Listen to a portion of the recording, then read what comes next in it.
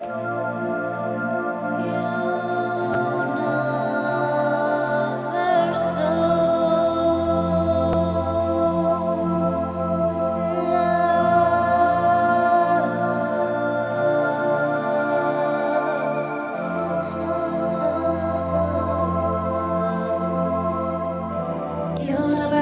love. Allah's love. Universal love. And love is universal. Universal love. Allah's love. Universal love. And love is universal. High God's the author who reigns supreme above us all, yeah. Because he is the Father who made all things through creation and fall. From my heart to his heart, my faith takes me up the steps of salvation, exalted with power, his spirit, I'm true pride of his creation.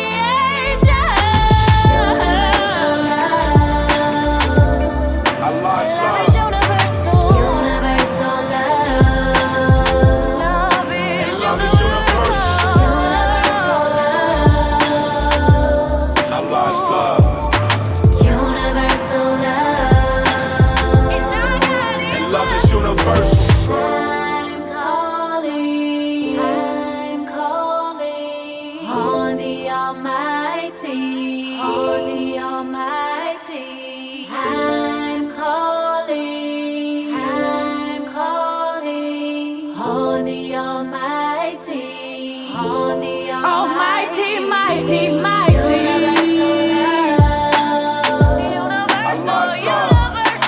Universal love. And love is universal. Universal love. Allah's love.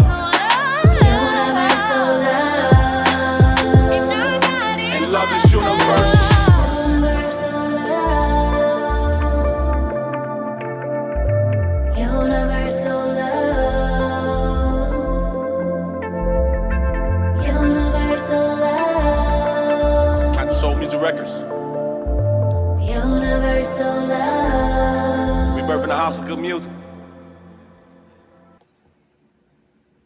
Islam. Islam. Rise in thought, giving praise to Allah and honors to his holy and divine prophet, Prophet Noble Drew Ali. I give honors to my beautiful wife, Sister D. Adams Bay, and our two beautiful daughters, Sister C and Sister U. Adams Bay. I give honors to our beautiful guest speakers, Sister B. Vaughn Ill and Brother Y. Cyrus Ill. I give honors to all our viewers, listeners, and everyone who tune into Universal Love for some uplifting information. And now I'll hand it over to my beautiful wife so she can further introduce herself. Peace. Islam. First, I give praise to Allah and honors to our prophet, Prophet Noble Drew Ali. I give honors to the social media team. I give honors to our guest speakers, Brother Y. Cyrus Ill and to Sister B. Vaughn Ill. I give honors to Brother T. Adams Bay, to our daughters, Sister C, Sister U. Adams Bay. I give honors to all those who are here with us this evening. And now I'll hand it over to our guest speakers so they can introduce themselves and share a little bit of information about themselves. Peace. Peace. Islam, Sister Varnell. Islam. I am Sister B. Vonneal. I am a member of Temple Number 3. I would like to give honors to each and every one of you watching. I would also like to give honors to my wonderful, loving husband, Brother G. Vonneal. I would also like to give honors to my beautiful children. We have 3 sons and a daughter, so 4 in total. I would also like to give honors to our holy and divine prophet, Noble Drew Ali. I would also like to give honors to everything uplifting and everything Moorish. I would also like to give honors to my beautiful Grand Sheikess, Sister R. Higgins Bay.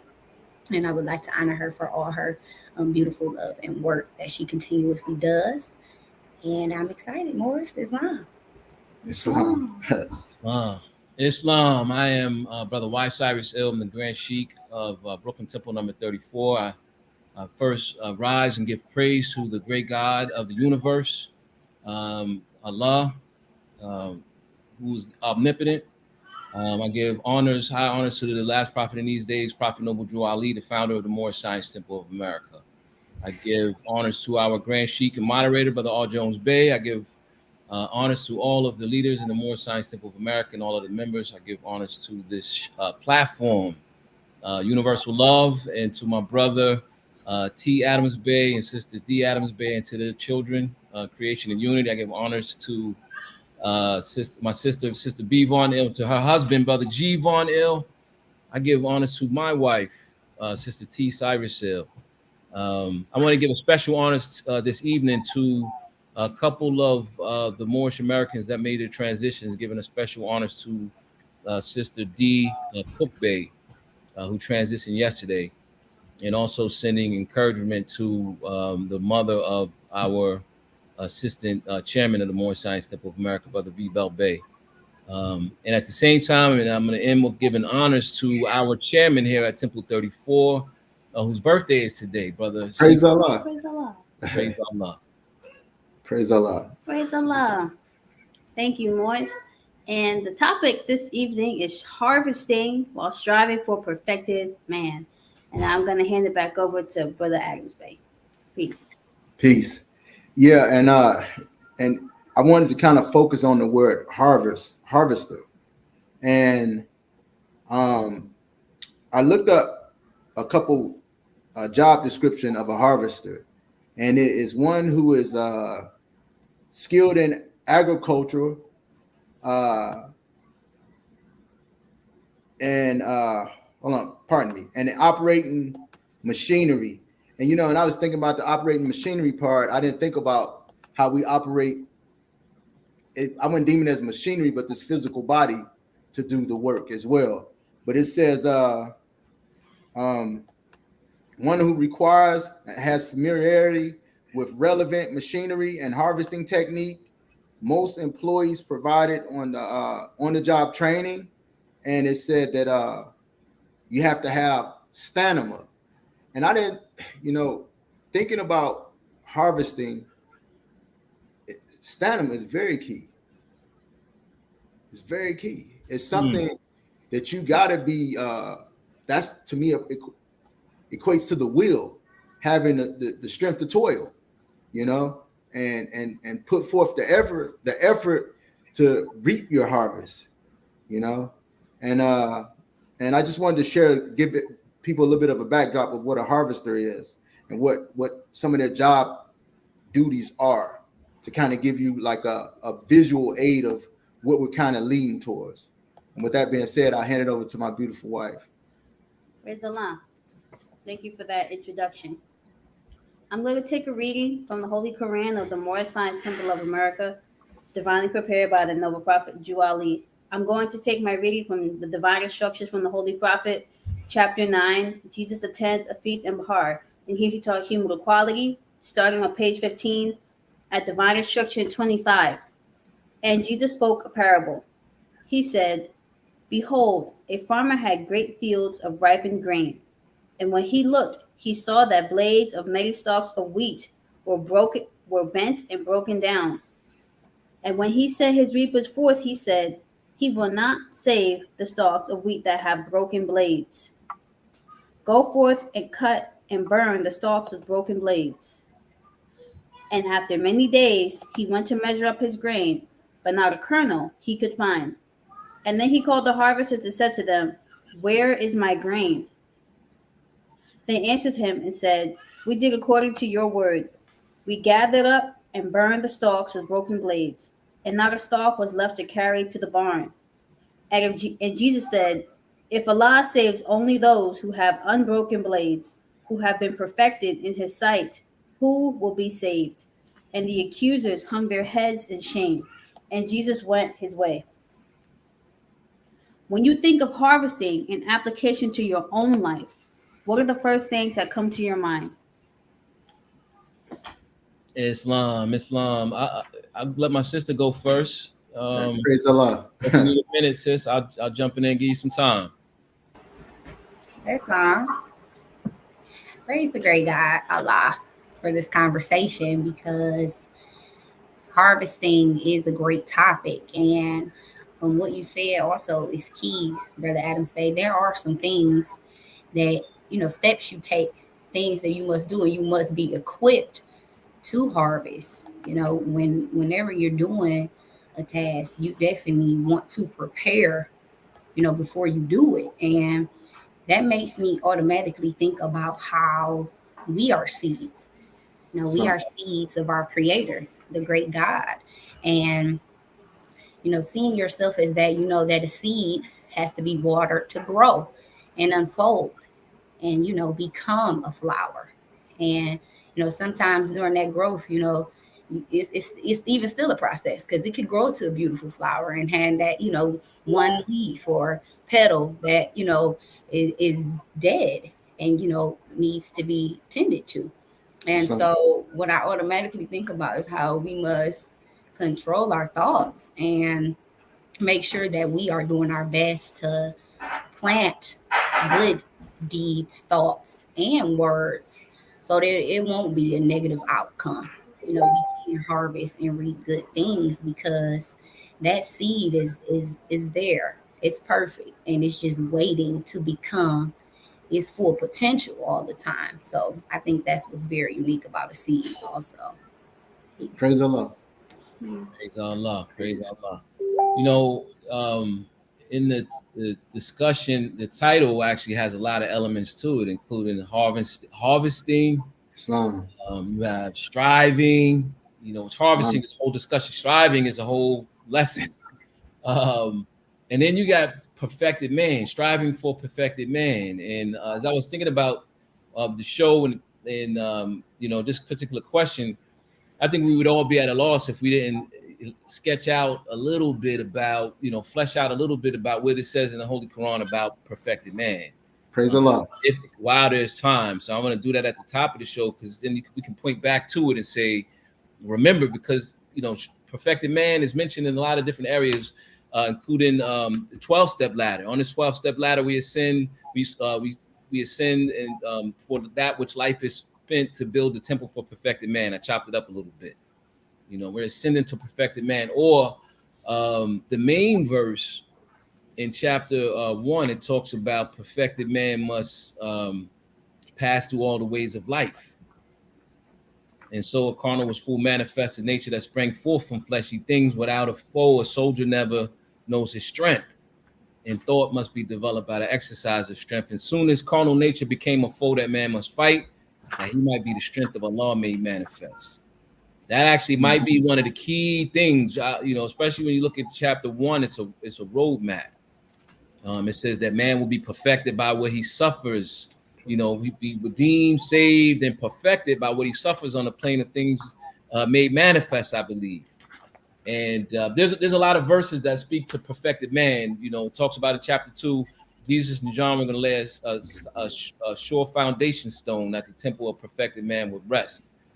And I think that is actually pertinent in this whole thing, because as we're striving, that's what we're striving for. And if we're harvesting while we're striving, that harvesting is going to be related to the way that we strive and what is actually going on in this process. There's another part about the process of the seed unfolding. Sister Varnell mentioned the seed, right? And so I'll say this real quick, and I'm gonna stop that, and because we may not get a lot of time to speak to the perfected man part of it. I'll reference it going forward. It's not. Perfected man is actually, when you look at it as well, there's verses where Jesus says that he was, stood as the perfect man, and but you also, in other references, it mentions perfected man. You got to think about humanity all together. When you add in the brotherhood of life, or the verse from chapter 3 that says, "No man lives unto himself, because every living thing is bound by cause to every other living thing." Or Barado Rabo said, on the plains of life, they move toward perfection of their kind. So perfected man, I believe, is single as well as all of humanity. in a form of a certain degree of high degree of unity is also a part of perfected man. That's what I wanted to mention on the beginning. Actually, that's the first thing that came to mind thinking about this question is perfected man. What is perfected man, and how does it relate to this process that we're in? Islam. Peace. And I wanted to read what you were talking about from chapter 5. And on the 12-step ladder, we ascend until we reach All right, praise Allah.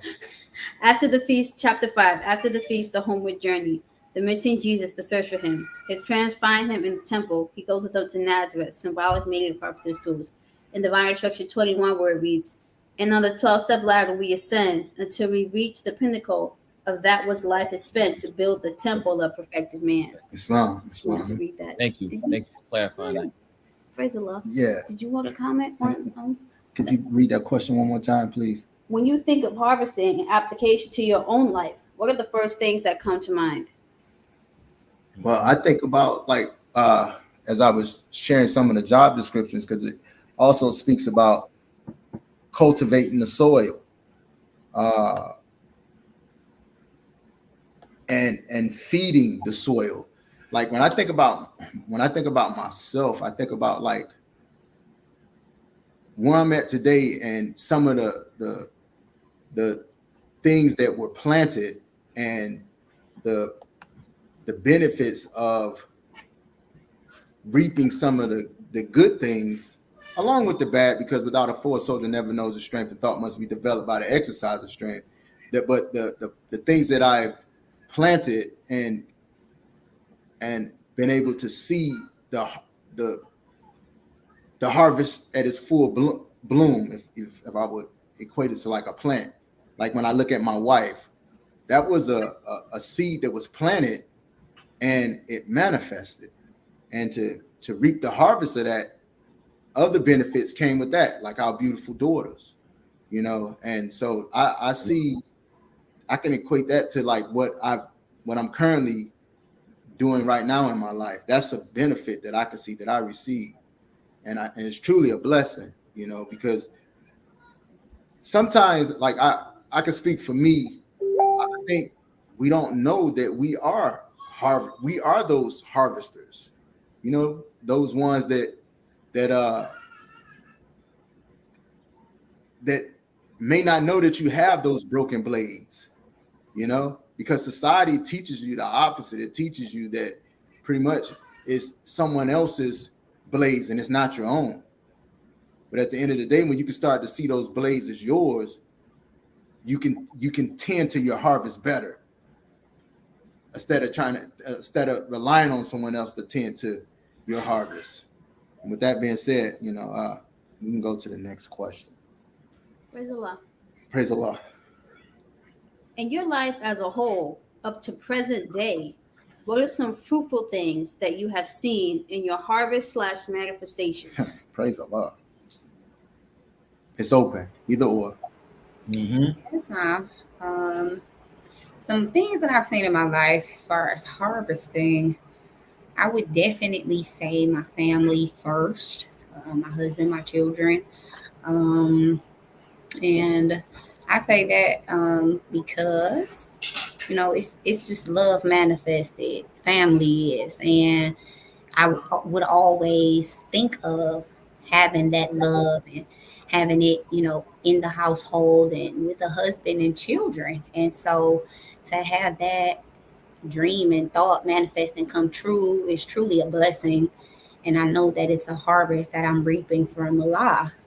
And I can see, the growth in that because, maintaining a family, being a wife, a mother, even a sister in general, you're busy and, you're striving.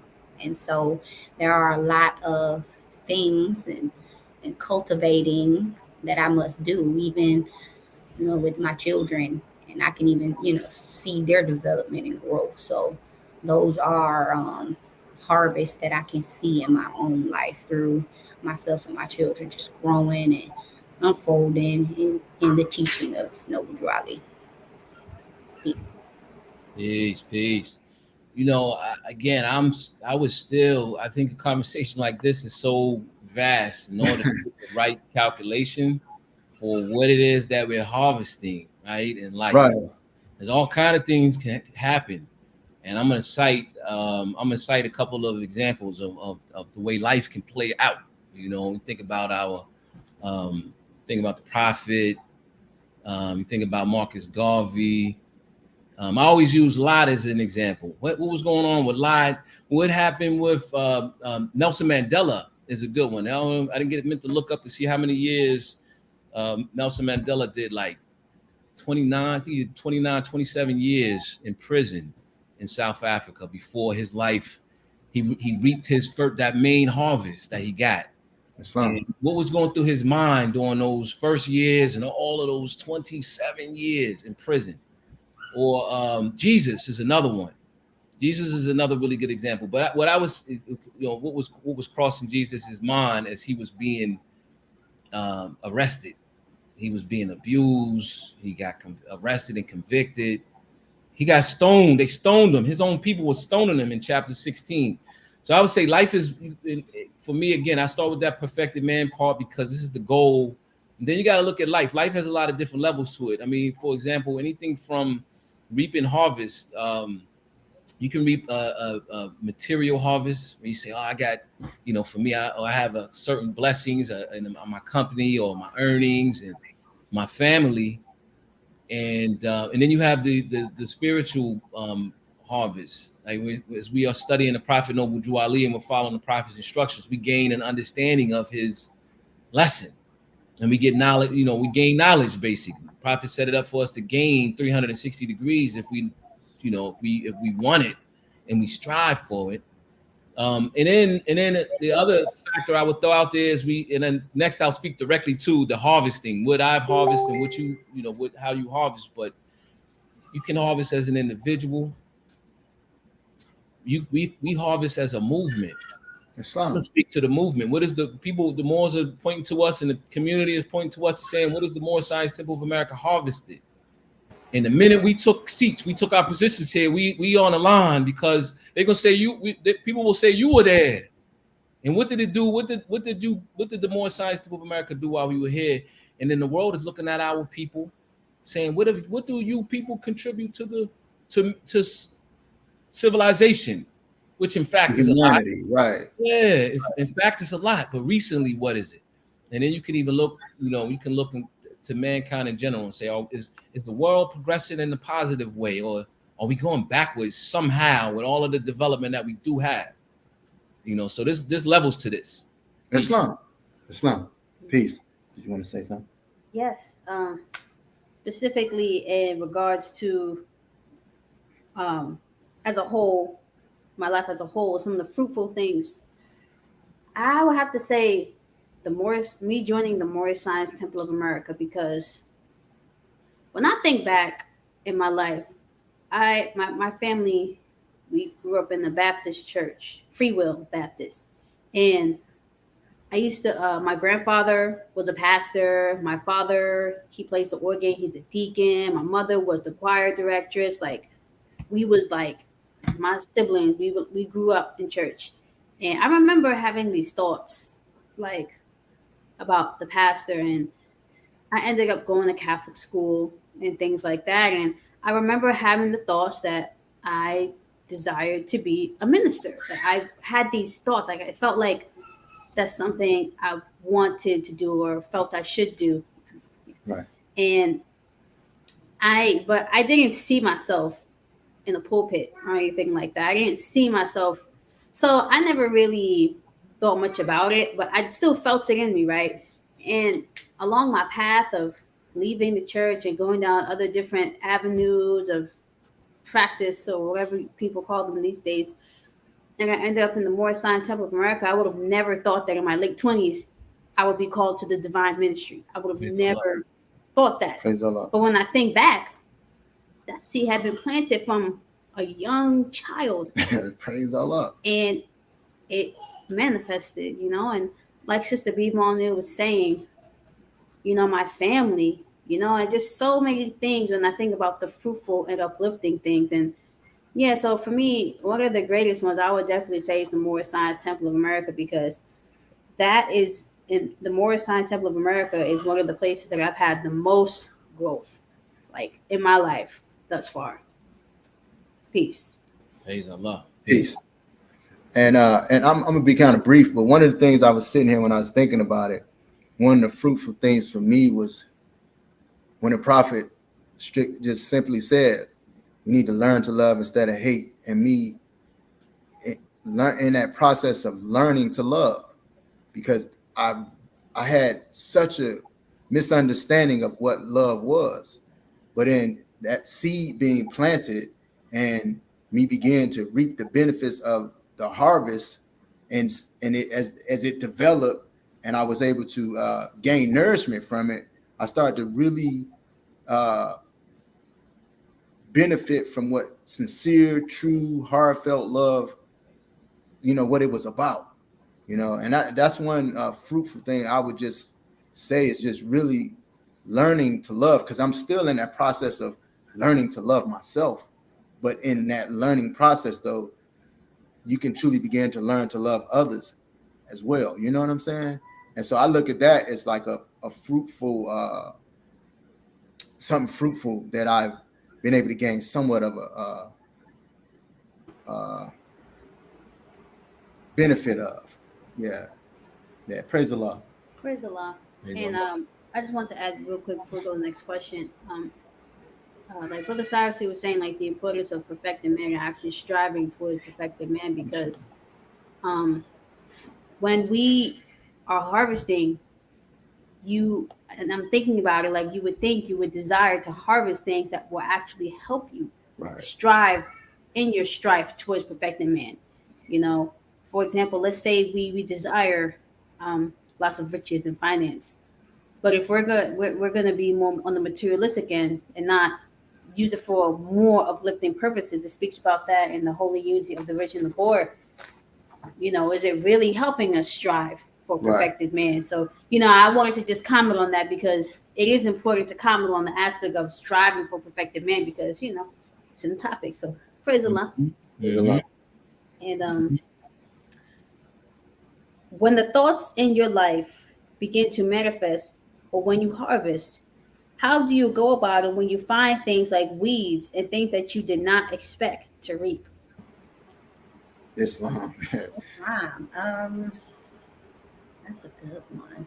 An example that I have of an instance is we plan our own events because we do music, and in an instance where you have all kinds of plans and you'll have bumps in the road, and praise Allah that He is the best of planners, because you can have so many plans ahead and things the day of start to look a little different. You have this guest list, and then you've had people call RSVPs that have like, oh no, I'm not gonna make it, or people aren't coming, or now it's down to the time of the event, or we may have stumbles in the road where we can't find the proper building to accommodate everyone, and just things of that nature. The DJ may not be available, and things of that sort. So what I do in those moments, because the carnal nature, that's what we're fighting up against, the lower self, things that are not working for our good. So what I do in those moments is I make sure that even if I don't have the best plan at that moment, I sow seeds of love, because love does save you. And I agree, Brother Adams Bay, that is something to cherish and be protective of, and acknowledge, that you have love around you, and that's fruitful. Islam. And so I make sure that I sow a seed of love. I may not feel the best at that time, but my thoughts and if my thoughts are right and aligned, then I can move more peacefully, of course, through my actions. And of course, it's easier said than done. In the midst of it, it's very rough to love in the midst of hatred coming against you, Islam. or someone, coming up against you on purpose, and these things. So that's just the best thing that I do, and I stay peaceful in the midst of it. Like I said, I'm very prayerful in those times. I may even stop and pull out our holy book and, you know, read a divine instruction just to remember these lessons, you know, and that's why it's just good to keep them, harvest them, you know, deeply plant them rather in your heart so that you may harvest them in times of adversity where you know, lost for words or you don't know what to do. So peace. Islam. Peace, Islam. And thinking about the question, if you could ask that again, Sister Adams Bay, just so that it could be clear for the record. All right, praise the Lord. When the thoughts in your life begin to manifest, or when you harvest, how do you go about it when you find things like weeds and things that you did not expect to reap? Right. How do you go about it when things are going in a way that you didn't expect them to, but you know that somehow you manifested that at the end of the day, you take responsibility. Right. The thought came to me is the verse, out of the worst, the wise have found the means of good. Islam. In life, I believe there's one of the tests, because we were talking yesterday in the conversation, we were talking about how life is constantly, depending on what round you're on, it is working surgically. I'm thinking about natal charts, and Sister Adams Bay is a fan of the art, that science. Your life is constantly surgically working on your weaknesses, right, to build you up in this unfolding process. So you have, whether it be, the Quran tells us about instability and inconstancy, despair, fear, right, and vanity. And so when you go through life, you find these tests that are custom made to get to speak to your vanity, or to speak to your fear, or to speak to your despair. And as you face them, you know, we actually have to figure out how to, you know, get the wise and find the means out of the worst, the wise and find the means of good. And I was thinking about in one of the chapters, chapter 44, instruction number 3, it tells us that we can use reason. It says, he who gave thee, this is on page 55, he who gave thee these gave thee also reason to subdue them, right? Exert it and thou shalt trample them under thy feet. You know, talking about some of the, let me read the verse before. It is in thy character, it is in the character of thy being, the prerogative of thy nature, thy breast alone it resideth, without it there is nothing of it. And behold, what is its source but thine own passions, right? We're talking about misery. And it says, he who gave thee these gave thee also reason to subdue them. And we know that the soul has reason and will, thinking, understanding, reasoning, and willing. So I would say that in life, especially where the Moors are today, where we're trying to come back up, we're trying to uplift fallen humanity, right, from a type of iron hand oppression. This is chess; it ain't checkers.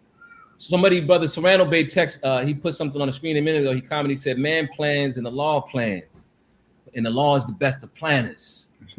And it makes me think about it, because my message tonight is more towards someone that might find themselves, Moorish Americans that might find themselves in a real tough situation and aren't doing as much as they can to do the right thing, and then not seeing the immediate results of it.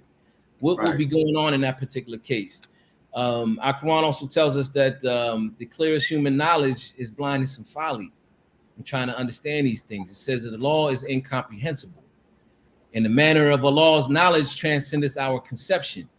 So a lot of times, you know, what the law is doing, we may not be able to fully understand what it actually is, and we have to be patient in those particular cases, because, you know, if my estimation, if you're trying to, Prophet talked about, or the Quran says, the highest heights are gained by those who reach the greatest depths.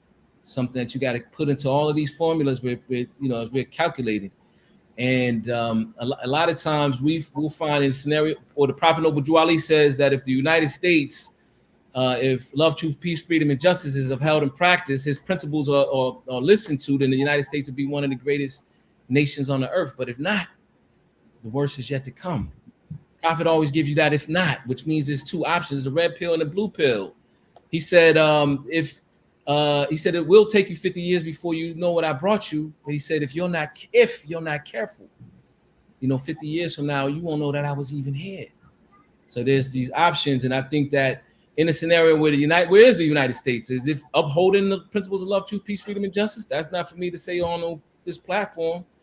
But in a scenario if a group of people are being sometimes you will find that you might be targeted. Maybe the universe is targeting you. Maybe something is you got to work a little harder because you got more Mandela in you, or you might have. Did Marcus Garvey fail?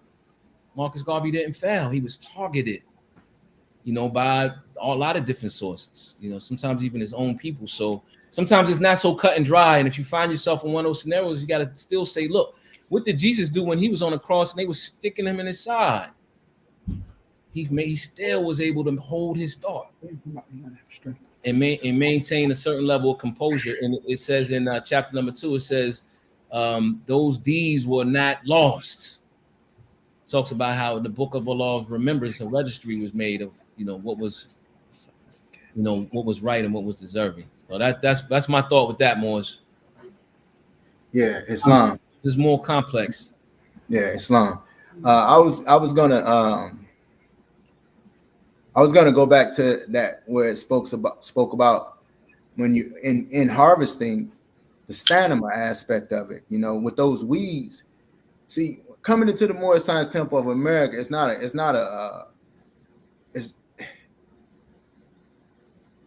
a cakewalk. If you get what I'm saying, you got to put forth some work, and you're gonna have that stamina. So in that stamina, when you have those weeds.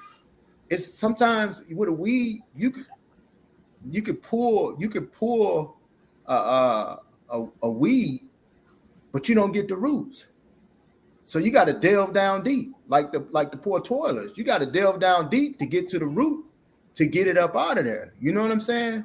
And so it's not gonna be like something like instantaneous all the time, like you was kind of speaking about, Brother Wise Cyrus. Sometimes we're gonna have to toil. And in that toiling, that's when once you have you ever try to get people a visual? Have you ever been out possibly doing some yard work on a real hot sunny day, and you like really getting bogged down, and you've been working at something for so long, but when you finally get it out, it's like a sense of relief. You have that added strength again to keep toiling, because you didn't accomplish a goal, but in that and accomplishing that goal, to me, that's what I'm getting about where the harvesting and having those weeds is once again, that's how we gain the strength to keep striving, to get to possibly reap the benefits of that harvest. And it's something I wanted to get back to with Sister B. Vaughn saying, made me think about that when I spoke about love.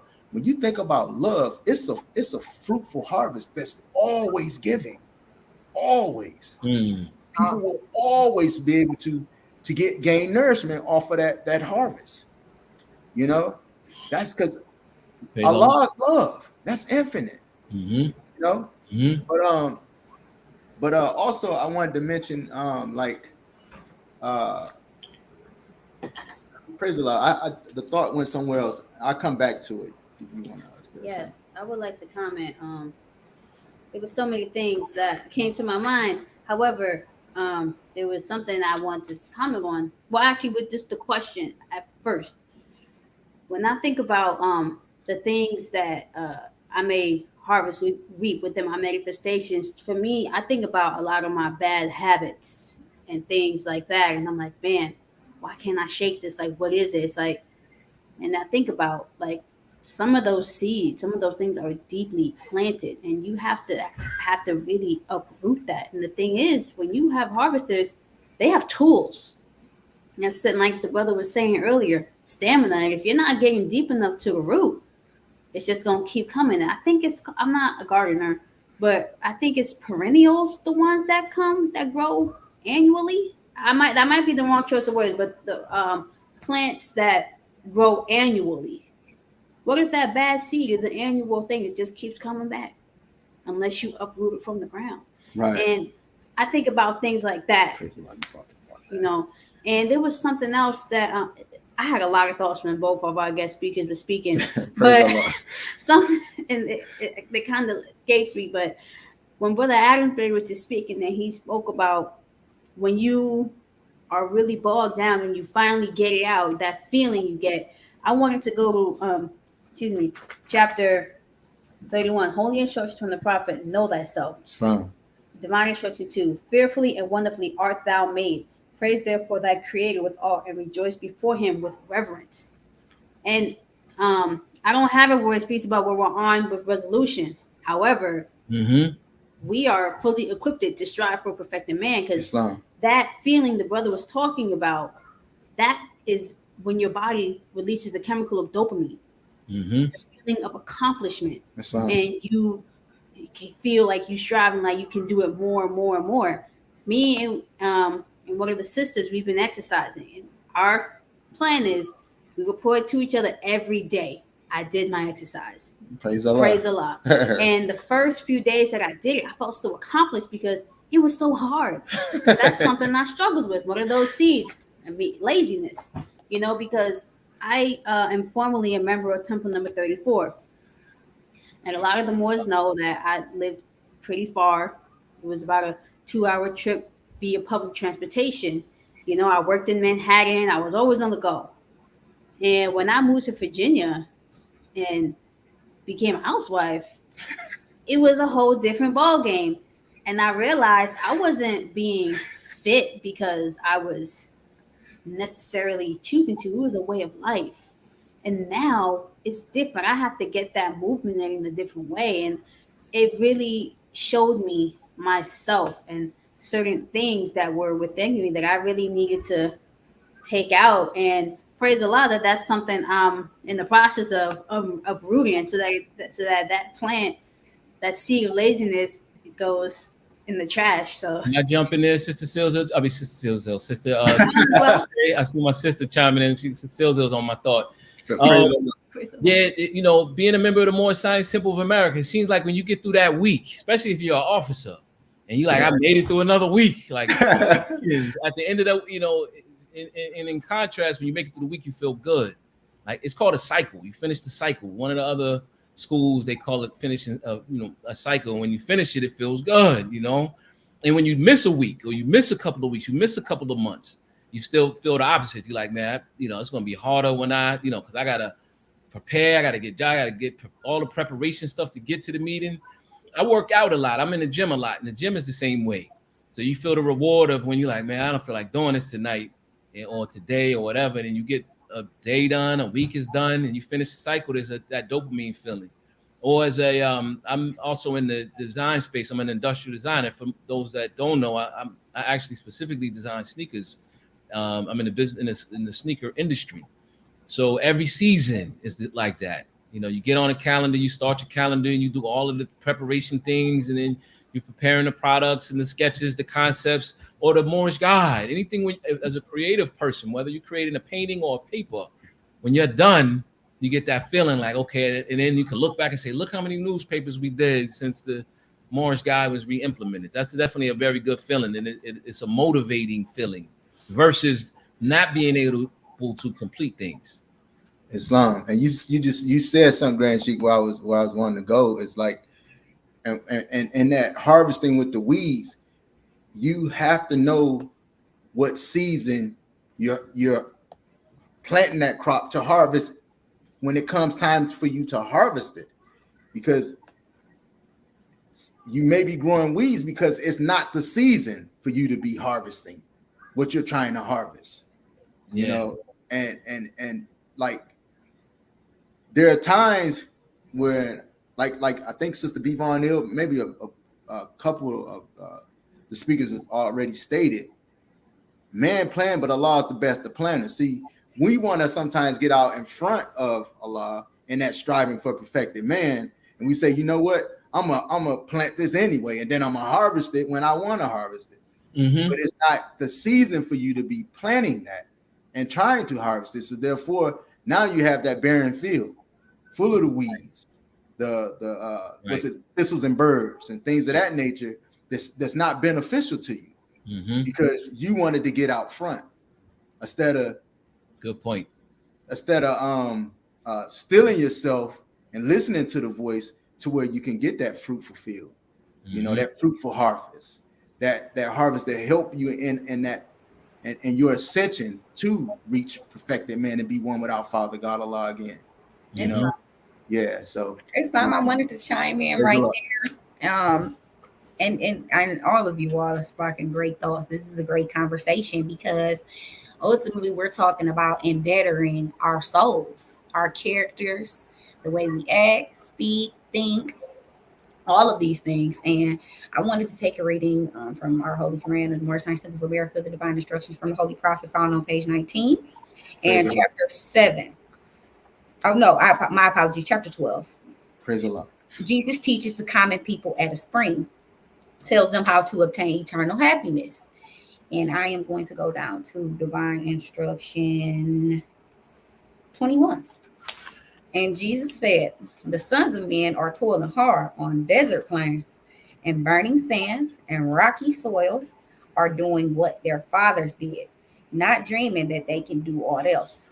Behold, a master comes and tells them of a hidden wealth, that underneath the rocky soil of carnal things are treasures that no man can count, that in the heart the richest gems abound, that he who wills may open the door and find them all.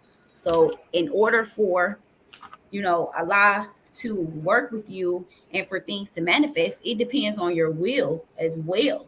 That's right. And as you stated, brother, yes, you can have ill intentions where you're just reckless and, you don't stop and think about how your thoughts, words, and actions have a direct effect on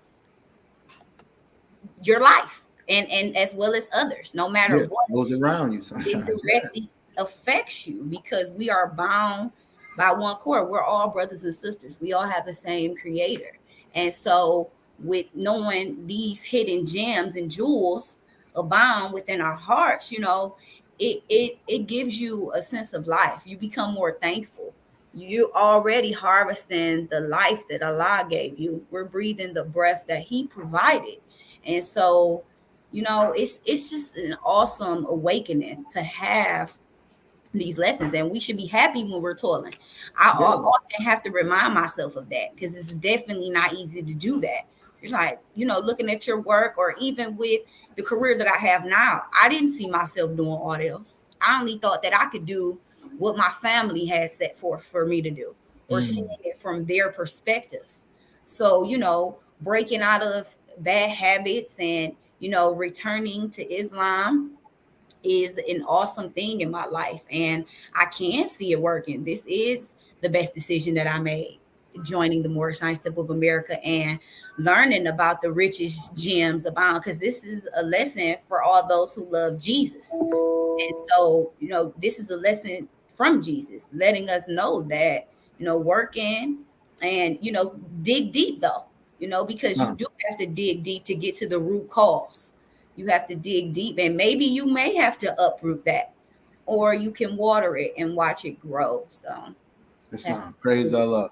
This discussion, it was Sister Varnell said, is setting my thought a little bit, and with what the Moors have just said, a song comes to mind that on the Raekwon had a record only built for Cuban links, where he had a song called "Striving for Perfection." And believe it or not, I would say that certain, even music, influenced me to take my Shahadatain and begin to explore and become a Muslim years ago.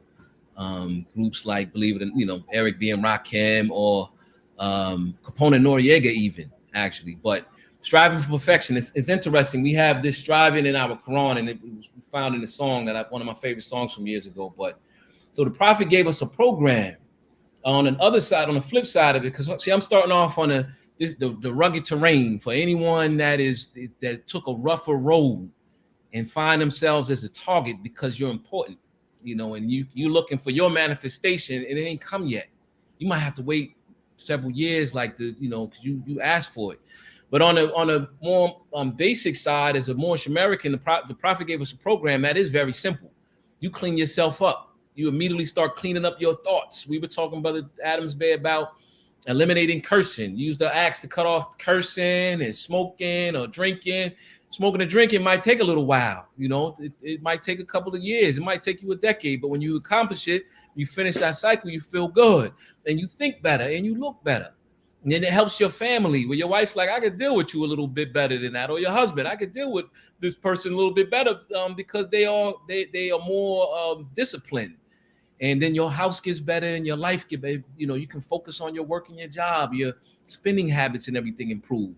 And you begin to see the manifestations. I know that's the point of the show. You know, you get that yearly harvest of following the practice instructions as we're building our families.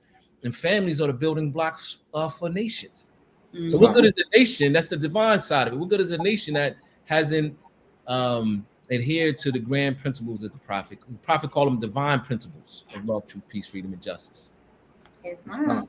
Absolutely. Because sometimes the best thing we can be is an example, you know, because some of the things that we're just sharing to the best of our knowledge, you know, because as you stated, some of these things that we're doing to get to perfected man, it's a conflict that can't be told in words. So, you know, we're just telling you, you know, how we're navigating and functioning on this plane. So, and another thing about that harvesting as well, like I believe Brother Wasar Zil mentioned, is some things in our harvest.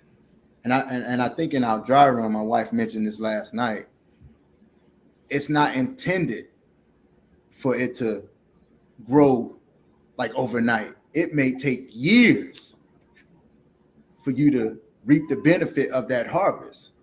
But it's once again practicing that stamina, having the willpower to resist the temptations of trying to rush it and get out in front of it. You see what I'm saying? Because and see that tempter put that illusion in front of you to where, you know what, go ahead and eat it now. It's ready. Or go ahead and do it now. It's ready. But and once again, that's like getting out in front of it. And so when you tend to escape yourself and follow that path, now you reap a harvest that is it's more detrimental to you than it is good. You know? It's not. And see, and that this is beautiful, because I'm having so much going through my thoughts, you know. And the thing is, though, it's like, praise Allah. When you think about like in that striving for perfected man, we're all striving every day, and we have certain things that have grown that we've nourished on. We have things that are still sitting in the soil. We have things that haven't even broke the soil. But the key is to know you have it. And that's what the prophet introduced us to. You know, he introduced us to self. Learning self, mastering self, you know, and seeing the importance of self-care, self-love, reflection. Yeah, self-reflection, Islam. Thank you, Grand Sheikh. But yeah, it's just, yeah, praise Allah. Praise Allah. And this brought what you just said, it just brought everything full circle, because I was having a thought and it made me think about the work that goes into tending to your manifestations and your harvest. And we say a lot of times at the Moorish Science Temple of America, hold the thought. But let's say you're trying to harvest something, manifest something, whether it be a plant or a business venture, whatever type of movement you're trying to make. You have to put energy into it. And if you don't have the energy to go outside and tend to your garden, to your harvest on a daily basis, however often, because let's say you have certain plants need more water than others, more frequently. Some may need more sunlight, it depends on what you're trying to harvest or manifest. But when I think about myself, like last night on the dry run, I kept asking myself, I'm like, man, am I even like harvesting? Am I tending to the things I need to tend to? Am I even am I taking care of the seeds? Because sometimes you have a plant in your house and it might be starting to decay because it's being neglected. You can help bring it back, but if it's too late, it's now gone, and you have to start over. So, and that's a key thing too, having the stamina and the energy and the readiness, patience and all those things to actually even go out and be a gardener, a harvester, or you must take care of yourself. Oh, like what you were speaking about, self-love, because I believe it was Brother Giovanni was saying in the comments, he said, ultimately, you're the seed. And think about that even with yourself. Sometimes we have to really look at, are we taking care of ourselves? And if the answer is no, our harvests are probably going to be messed up too. So praise the Lord. I know. I know what you're saying, though, sister. Is absolutely, you don't take care of the plant. But what came to mind when you talked about starting over, and I try to prevent the start over part, because the fool is often starting over. I try to, look at it. I'm like, okay, well, I didn't make all the best decisions, but next time I'm gonna try and do this and be patient with myself along the way, because there are no strange happenings. Right before I came on the show, I seen a post that said it took me 10 years to become a business owner and successful overnight. So that stuck with me, because they measured the time, but once it was time for the process to occur, it happened. And so got to be patient and just make sure we are taking care of our seeds and being a good seed, too. Don't get stuck and, believe in ourselves, because that our doubts are our own raisings. We're planting. Those are seeds. Those seeds of doubt can often sprout. And that's a weed. And so, I like to pull out my weed go away spray, of course, but I spraying, truth on it. Because that's what change is not. So then I'm just gonna spray down with some truth Roundup on here, to where but praise the Lord that we can, maneuver and use our tools and make situations better, because ultimately we are creators and makers of our own. So praise the Lord. And I share a quick story and squeeze this in. This will be part of my last comments. I know we're getting close to time, because for those that let me read this verse first, and this is connected to the lesson. This is out of chapter 7 as well. This is on page 12, and regarding learning how to hold a thought. I believe it's a greater part of what the prophet is instructing us to do, is to have the strength of mind. Thoughts have to be developed through the exercise of strength. So it says in instruction number, talking about force, it says instruction number 16, starting with 16, force is the will of Allah and is omnipotent. And power is that will and manifest, directed by the breath. There's a power in the winds, a power in the waves, a power in the lightning stroke, a power in the human arm, a power in the eye. And in 18 says, the ethers cause these powers to be. And thought of Elohim, of angel and man, or other thinking things directs the force. And when it has done its work, the power is no more. And I actually have I've been a business person in my space that I was talking about in the sneaker industry. And so one of the most asked for the website, I have a website for one of my brands is Giza Olympius, GIZAOLYMPIUS.com.